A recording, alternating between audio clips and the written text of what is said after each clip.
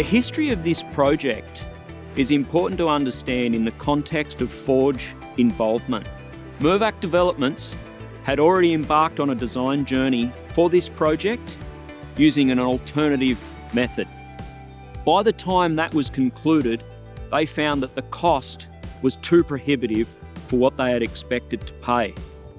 This is where Forge got involved. By using our alternative methodology through design, we were able to come up with something that was cost effective.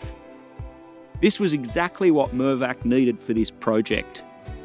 We were able to take pre-existing designs, such as our LONGREACH, which was the bridge that was going across the road, and our BALMORAL, which was the approaches that would be used on either end, and put those together in a combined package using materials that Liverpool Council were happy to endorse, and thereby giving Mirvac Developments a cost-effective solution for this project.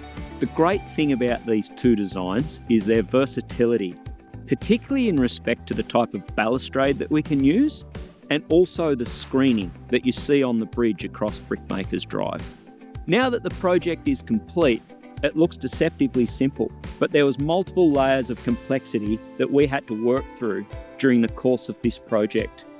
One of those was the installation across a busy main road. That needed to be done at night.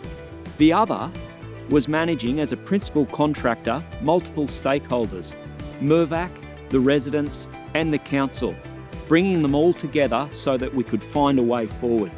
The third thing that we needed to work through was ensuring that this design could not only fit in with the strict RMS requirements across this road, but also the flood requirements.